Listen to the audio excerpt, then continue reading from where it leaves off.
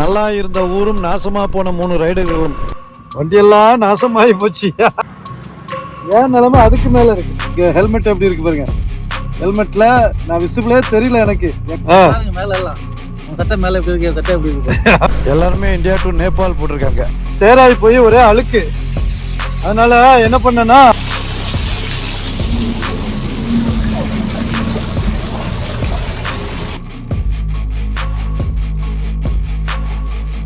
எதுவுமே தெரியல. ரோடாடா போட்டு வச்சிருக்கேன். சந்திர மண்டலத்துக்கே போயிடலாம் போல இருக்கு. ஒரு காலத்துல ஒரு 20 வருஷத்துக்கு முன்னாடி லடாக் எப்படி இருந்துச்சோ போற போக்க பாருங்க. ஒவ்வொரு ட்ரம்முக்குள்ளெல்லாம் பூந்து போய்கிட்டு இருந்தேன். ஆனா நம்ம அப்பாச்சி RTX 300 செம்மையா பெர்ஃபார்மன்ஸ் பண்ணுது. நான் ஆனா வண்டி கொஞ்சம் சஸ்பென்ஷன் நல்லா இருக்க போய் அப்படி குதிச்சு விளையாடுது. ஒவ்வொரு லாரி ஒவ்வொரு காரை தாண்டறதுக்குள்ள கோவம் இருக்க இடத்துல தான் கோணம் இருக்குன்னு சொல்லுவாங்க.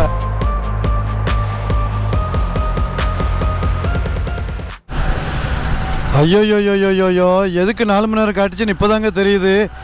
ரோட்டை ஆக்கத்தை பாருங்க, ஆடி அசைஞ்சு போகுது. நானும் ஒரு 10 கிலோமீட்டராக பார்த்துட்டு இருக்கேன். எந்திரிச்சு நின்று ஓட்டிக்கிட்டே வர வேண்டி தான் போச்சு. மழையும் கொஞ்சம் இப்போ இல்லை. ஆனால் வந்து ரோடு பயங்கர மோசம். அங்கெல்லாம் பாருங்கள் டிராஃபிக் ஆகிட்டு அப்படியே போகுது. இது கன்ஸ்ட்ரக்ஷன் நடக்குதா இல்லைனா இது ரோடே இப்படித்தானா அப்படின்னு தெரியல.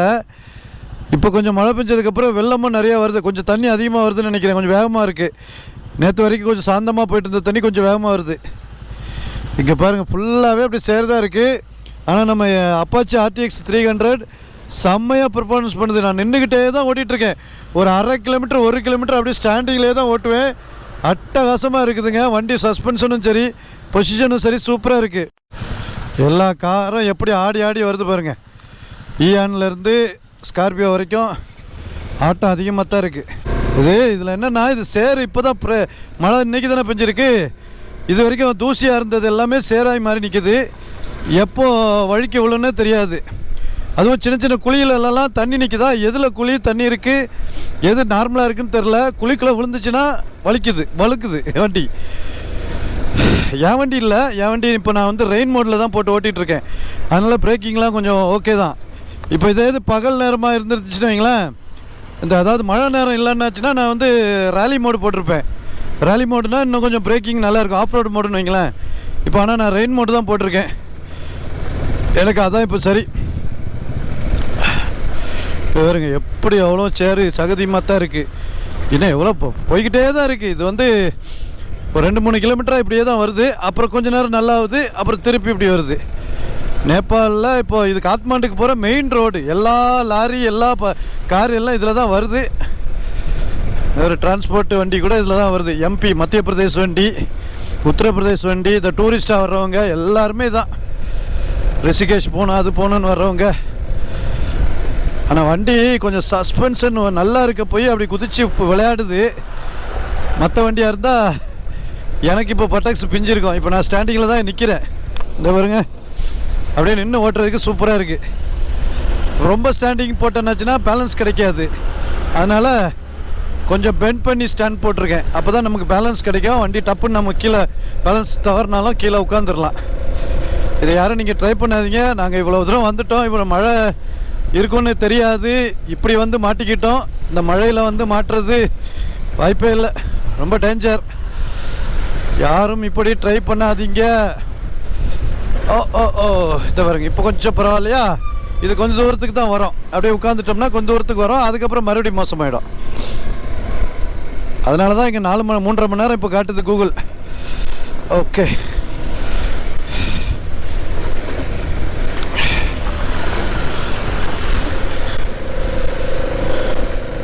ஒவ்வொரு லாரி ஒவ்வொரு காரை தாண்டறதுக்குள்ள அவங்க வேறு நம்ம ஊர் மாதிரி டப்புன்னு தாண்ட முடியாது. அவங்க பாஸ் கொடுத்தா தான் தாண்ட முடியும். எங்களை பற்றி எழுத்தால லைட் அடிச்சிட்டான். அப்போ நம்ம போகக்கூடாது.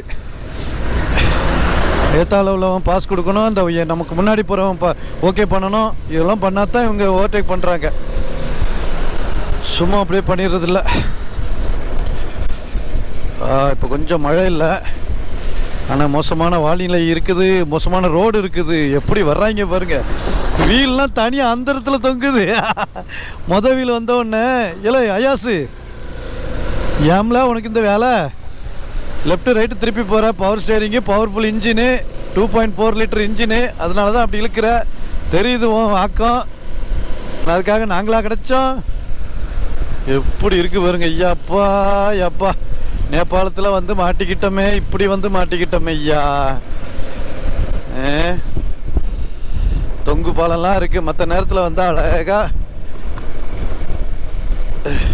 ஃபோட்டோ எடுத்து வீடியோ எடுத்து விளையாடிட்டு போகலாம். இந்த மாதிரி மழை நேரத்தில் வந்து மாட்டிக்கிட்டோமே. போனேன் நீ போனேன் இந்த கொஞ்சம் நேரம் மேலே வந்து கல் வேற விழுந்துருக்கு. இங்கே பாருங்க, இப்போ தான் கல் விழுந்துருக்கு. இது வேறையா ஐயா சாமி, இந்த பக்கம் மலைப்பகுதியை வர வச்சிடாம அந்த பக்கமே மலைப்பகுதி இருக்கட்டும். இல்லை கல் வேற மேலேருந்து விழுது. நல்லா மழை பெஞ்ச உடனே லூஸ் சாண்ட் ஆகிடும்ல. அப்பா கடவுளே, என்ன மாதிரி இருக்கிறது. நான் 3 பேரும் ஒன்றா தான் வந்துக்கிட்டு இருக்கேன். நானும் அவங்கள விட்டுட்டு பல கண்ணாடியில் பார்த்துக்கிட்டே இருக்கேன். நான் ஏதாவது எங்கேயாவது விழுந்து கிடந்தாங்கன்னா தூக்க கூட ஆள் இருக்காது. இப்போ நான் முன்னாடி போகிறதுனால என் பின்னாடி வந்தவங்க தூக்கிடுவாங்க. பின்னாடி வர்றவங்களை யார் தூக்குவா? அவ்வளோதான். நல்லா இருந்த ரோடு நாசமாக போச்சு. அவ்வளோதான். கொஞ்சம் தான். அவன் 4 வீல் வண்டி, அது பாட்டுக்கு போயிடுவான். நம்ம எங்கே போவ? நல்லா இருந்த ஊரும் நாசமாக போன 3 ரைடுகளும் அப்படின்னு டைட்டிலே வச்சிடலாம். நல்ல ரோடு வந்துருச்சு ஐயா. சாமி உங்களை கொஞ்சம் கும்பிட்டு கேட்டுக்கிறேன் ஐயா, இதே ரோடு கண்டினியூ பண்ணுங்க ஐயா. ஒரு 50 கிலோமீட்டராவது கண்டினியூ பண்ணுங்க. ஒரு 30-40 கிலோமீட்டர் நாசமான ரோடு கொடுங்க. டோட்டலாக 95 கிலோமீட்டர் இப்படி கொடுத்தீங்கன்னா என்ன அர்த்தம் ஐயா? இப்போ நமக்கு வந்து 73 கிலோமீட்டரில் லெஃப்ட் போக சொல்லுது. 301 ஹைவே. இது வந்து 301 ஹைவே. நம்ம அந்த பாலத்துக்கு அப்புறம் வந்த ஹைவே இது. கட்டாயி நம்ம காத்மாண்டு ரூட்டில் சேரும்போது ஒரு ஜங்ஷன் உண்டு. அங்கே ஒரு வேலை முடிஞ்சால் அங்கேயே நாங்கள் ஸ்டே பண்ணிடுவோம். இன்னும் ரொம்ப இருட்டி போச்சுன்னா. இப்போ மணி வந்து நாங்கள் ரீச் ஆகிற டைமு 9:20 காட்டுது. அவ்வளோ நேரம்லாம் இந்த மழை ஏரியில் மோசமான ரோட்டில் ட்ராவல் பண்ண முடியுமாங்கிறது தெரியாது. அதனால் கொஞ்சம் சீக்கிரமே ஸ்டே போட்டுருணும். அப்போ நாளைக்கு கொஞ்சம் சீக்கிரம் எழுந்திரிச்சு அடுத்ததாக நம்ம சிலிகிரியை நோக்கி தான் பயணம். அதுவும் எவ்வளோ தூரம் போக முடியும்னு தெரியல. நாளைக்கு கதை நாளை தான். இன்னைக்கு நல்லா ஒழுங்காக ரூம் போய் படுப்போமா அப்படின்றது தான் நம்மளுடைய தலையாய எண்ணம். அவ்வளோதான். வேறு எதையும் யோசிக்கப்படாது. நாளைக்கு நடக்கிறத பற்றி இன்றைக்கே யோசிக்கப்படாது. பார்த்துடுங்க. ஆபத்து இல்லைன்னா யோசிக்கலாம். ஆனால் இவ்வளோ ஆபத்து இருக்கும்போது கண்டிப்பாக இன்றைக்கி என்ன நம்ம கரெக்டாக செஞ்சு ரூமுக்கு போக போகிறோம் அப்படிங்கிறது தான் யோசிக்கணும். இருங்க ஐயா அப்பா, சத்தியமாக முடியலங்க. எங்கே திரும்புது, எங்கே இதை பண்ணுது. இப்போ என் கண்ணாடி வேறு பார்த்தீங்களா, ஃபுல்லாக பார்க்க இது நீர் துளிகள் கோர்த்து இருக்கிறது. அப்போ அதை வச்சுக்கிட்டு நான் எப்படி நைட் ரைடெலாம் பண்ண முடியும்? 100 கிலோமீட்டர் தூரத்தை 3.5 மணி நேரம் ஆகும் அப்படின்னு சொல்கிறது லடாக்கில் கூட நடக்காதுங்க. 90 கிலோமீட்டர் தூரத்தை லடாக்கில் கூட நான் பார்த்ததில்ல. அங்கே கூட ஒரு 3 மணி நேரம், ஒரு மணி நேரத்துக்கு 30 கிலோமீட்டராவது ஓட்டலாம். இது பாருங்க, 1 மணி நேரத்துக்கு 25 கிலோமீட்டர் 20 கிலோமீட்டர் தான் ஓட்ட முடியும்னு சொல்லி போட்டிருக்கு. 1 மணி நேரத்துக்கு பாருங்க. 1 மணி நேரமாக நம்ம ட்ரை பண்ணி போனால் ஐயா 1 மணி நேரம் வண்டி ஓட்டிட்டு போனால் ஒரு 20 கிலோமீட்டர் தான் ஓட்ட முடியுமா? இப்படியே நின்றுக்கிட்டே போனால் ஒரு 40 கிலோமீட்டர் ஓட்டலாம்ல. அப்பா சாமி, கீழே கிராமம் வேறையா. நீங்கள்லாம் வாழ்க்கை கொடுத்து வச்சவங்கப்பா அப்படின்னு நம்ம சொல்ல முடியாது. பாவம் பயங்கரத்தில் தான் வந்துகிட்டு இருக்காங்க. எப்போ என்ன நடக்கும், லேண்ட்ஸ்லைட் எப்போ இருக்கும், வெள்ளம் எப்போ வரும், ஹெவி மழை எப்போ வரும், எதுவுமே தெரியாது. செம்ம குளிருது. மாறி ரோடு மோசமாகுது. யாராது அதில் சைடில் உட்காந்துருக்குது. ஒரே இறக்கமாக போன மாதிரி தான் போகுது. ஆனால் இறங்கவும் தொலைய மாட்டேங்குது.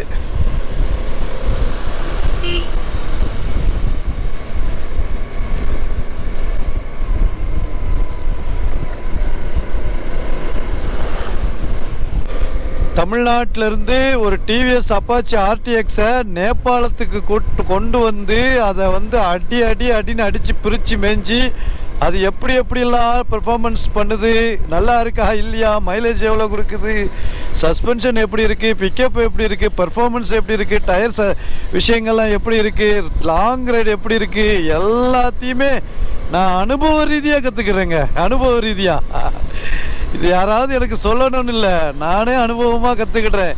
நான் கீழே வந்து ஊருக்கு வந்ததுக்கப்புறம் வண்டியை வந்து என்ன மாதிரி இருந்துச்சு, எப்படி பெர்ஃபார்மன்ஸ் பண்ணிச்சுன்னு கம்ப்ளீட் டீட்டெயில்டாக ஒரு வீடியோ தரேன். என்ன என்னுடைய அனுபவத்தெல்லாம் இந்த டிவிஎஸ் அப்பாச்சி RTX 300 அனுபவத்தெல்லாம் சேர்த்து போட்டு ஒரு வீடியோ தரேன். கண்டிப்பாக நிறைய பேருக்கு யூஸ்ஃபுல்லாக இருக்கும். அதுக்கு காரணம் வெயிட் பண்ணுங்கள். நான் ஊருக்கு வந்ததுக்கப்புறம் அதை ரெடி பண்ணி போடுறேன்.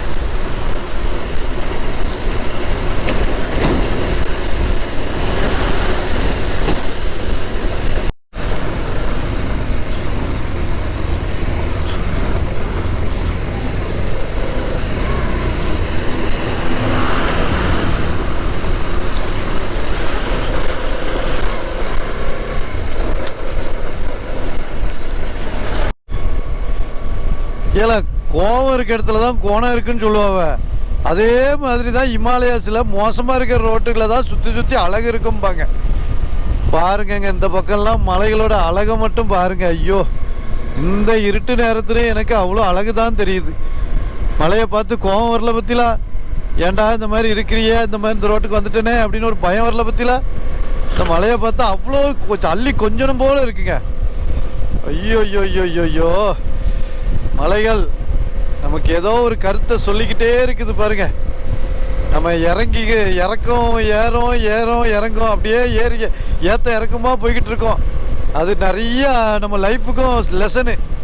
ஏத்தோன்னு ஒன்று இருந்துச்சுன்னா உனக்கு இறக்கம்னு ஒன்று இருக்கணும்டா. நீ ரொம்ப ஜாலியாக பணம் சம்பாதிச்சு ஆட்டத்தை ஓவர் ஆட்டம் போட்டு ஊழல் பண்ணிக்கிட்டு இருந்தேன்னு வை, லஞ்சம் வாங்குறவங்க லஞ்சம் வாங்கிக்கிட்டு ஓவர் சம்பாதிச்சுக்கிட்டு அடுத்தவனை ஒன்றும் இல்லைன்னு எண்ணிக்கிட்டு இருந்தேன்னா உனக்கு ஒரு நாள் சறுக்கல் வரும். அப்போ விழுறது பார், பயங்கரமாக அடி விழும். அப்படிங்கிறது நீர்வீழ்ச்சி மாதிரி விழுந்து போயிட்டே இருக்கும் நதி. ஆனால் நதி போல் ஓடிக்கொண்டு இருக்கலன்னா காலி. அதே மாதிரி தான் ஒரு இடத்துல நம்ம ஏற்ற மாதிரி ஏறுவோம், நதி ஒரு பக்கம் இறங்குன மாதிரி ஏறி போய்கிட்டு இருக்கோம். நம்ம இறங்கி போயிட்டுருப்போம், அது ஏறி போயிட்டுருக்கோம். அப்போ என்ன அர்த்தம்? உனக்கு கஷ்டம் நஷ்டம் துன்பம் துக்கம் துயரம் சோதனை எல்லாம் வந்தாலும் ஒரு நாள் வாழ்க்கை மாறும். அன்னைக்கு இந்த பாருங்க, இது ஏற்ற மாதிரி வாழ்க்கை ஏற்றி போய்கிட்டே இருக்கும். அதுக்கு அந்த நதி உனக்கு நிறைய சொல்லிக்கிட்டே இருக்கு, இமயமலையும் நிறைய சொல்லிக்கிட்டே இருக்கு. வீடியோ பார்க்குறவங்க இதை எடுத்துக்கிடுங்க, பாசிட்டிவாக லைஃப்பை பாசிட்டிவாக வைங்க. கஷ்டமான விஷயங்கள் எதையுமே மண்டையில் ஏற்றிக்கிடாதீங்க. வாழ்க்கை ஒரு நாள் மாறும். அது துன்பமாக இருந்தாலும் நல்லதாக மாறும். ரொம்ப நல்லதாக வாழ்க்கை போயிட்டு இருந்தாலும் ஒரு நாள் துன்பமாகவும் மாறும். என் காலு கை எல்லாம் நாசமாக போச்சு. சாருண்டி கைஸ், சார உண்டி கைஸ்.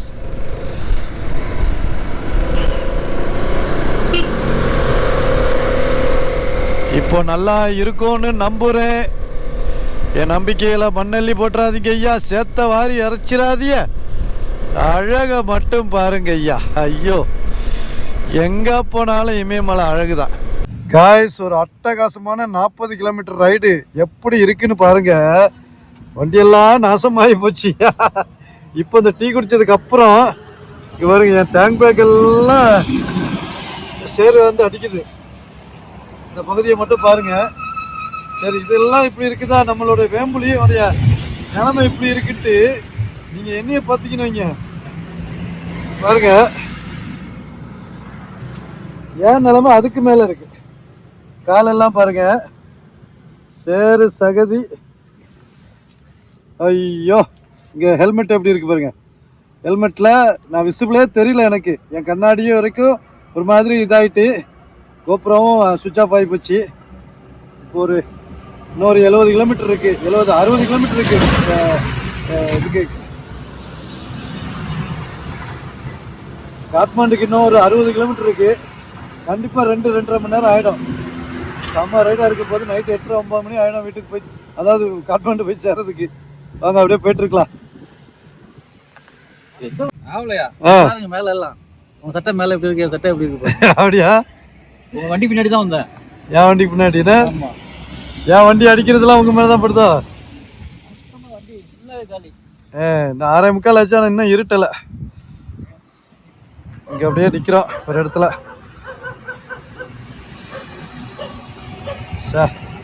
வேம்புலி வேற லெவல் பெர்ஃபார்மன்ஸுங்க. ஏதாவது வண்டி வாங்கணும்னா வாங்குங்க. நல்ல ஒரு வண்டி, செமையா பண்ணுது. என்ன பண்ணுது? ரைடு பண்ணுது. வெட்டிக்கிட்டலாம் ஆகி போச்சு. இன்னுமே நான் வந்து பார்த்தீங்கன்னா ரெயின் மோட்ல தான் ஓட்டிக்கிட்டு இருக்கேன். தெரியுதா? ரெயின் மோட்ல தான் ஓட்டிகிட்டு இருக்கேன். தான் இருக்கு. நான் இனிமேல் வந்து ரேலி மோட்டில் மாற்றலான் இருக்கேன். ஏன்னா மழை பெய்யல, அதனால் ரேலி மோட்டில் மாற்றிட்டோம்னா வண்டி இன்னும் கொஞ்சம் பெர்ஃபார்மன்ஸ் கூடும். போன தடவை இந்த மாதிரி நேபாளில் இருந்து நான் வெஸ்ட் பெங்கால் போயிட்டு இருக்கும்போது தான் ஒரு 4 ரைடர்ஸை பார்த்தேன். ஃப்ரெண்டானோ அசோக்கு அவரெல்லாம். இப்போ பார்த்தீங்கன்னா இந்தியா டு நேபாள் அப்படின்னு சொல்லி பஞ்சாப்லேருந்து ஒரு வண்டி 4 வண்டி போயிட்டுருக்கு, பஞ்சாப் வண்டி. எல்லாருமே இந்தியா டு நேபாள் போட்டிருக்காங்க. இந்தியான்னா பஞ்சாப்லேருந்து நேபாள் வர்றது பெரிய விஷயமாடு. எங்களை மாதிரி கன்னியாகுமரியிலேருந்து இதுக்கு வரணும், அதான் பெரிய விஷயம். ஆமாம்,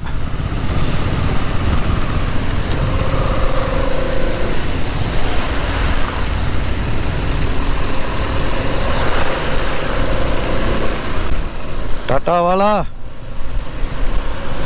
எங்கே வழுக்குதுன்னே தெரிய மாட்டேங்க. அப்பா அது பாருங்க, டம்முன்னு விழுந்துட்டு போதா.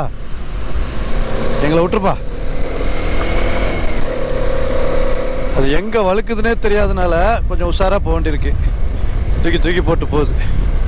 அந்த 4 ரைடர்ஸும் பஞ்சாப்காரங்கோ. வெஸ்ட் பெங்கால் வண்டிக்கெல்லாம் வந்துருந்துச்சு, அது எங்கே போச்சுன்னு தெரில.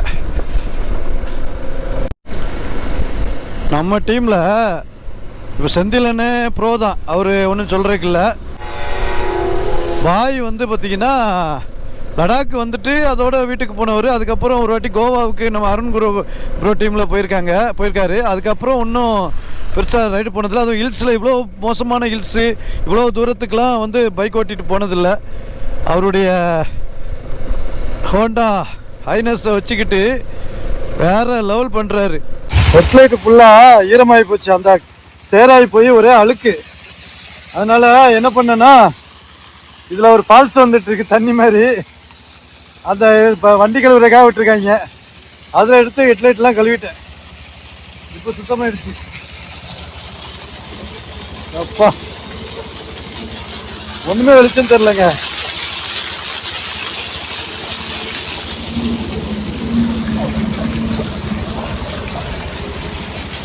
இப்போ எப்படி இருக்கு தலைவன்? ஃபாக் லைட்டு, ஹெட்லைட்டு எல்லாத்தையும் கழுவிட்டேன்.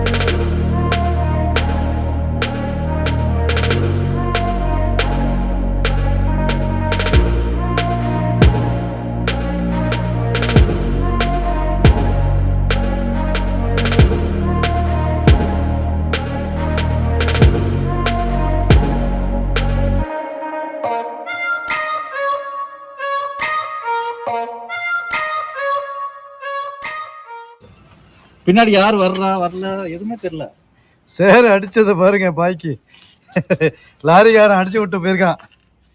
இந்த அளவுக்கு ஃபுல்லாக சேரு.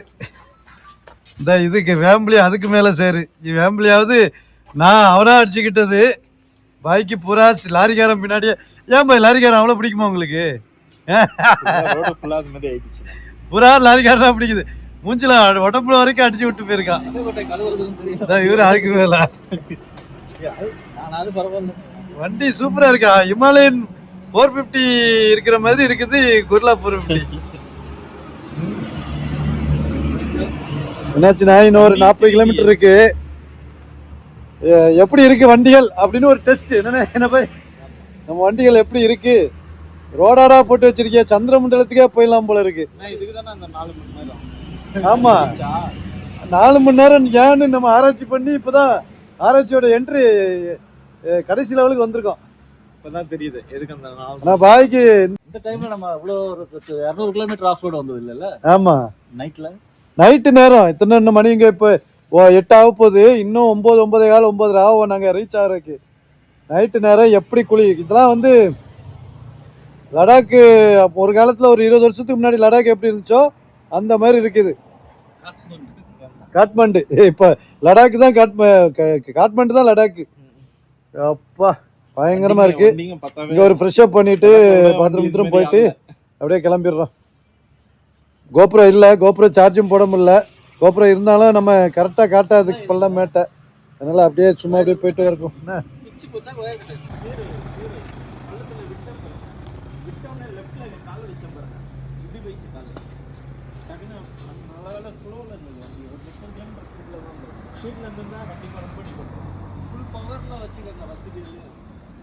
நானே செகண்ட் கியர் பயப்படுறேன். வண்டி வந்து ஆஃப் ஆயிடுது, டக்குன்னு ஆஃப் ஆகுது.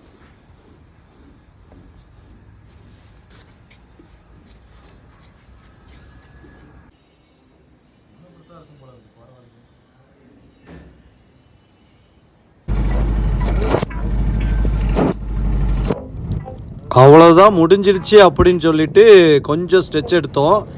நேராக பார்த்தா லைனாக வண்டி கட்டி நிற்கிது. என்னன்னு கேட்டாச்சுன்னா இது ஒரு ஏர்பின் பெண்டு, ஒரு 7-8 ஏர்பின் பெண்டு வருமா. அதில் அதிகப்படியான வாகன போக்குவரத்துனால டிராஃபிக் ஆகிடுச்சு. போலீஸ்காரங்க அதை நிறுத்தி விடுவாங்க போல இருக்குது.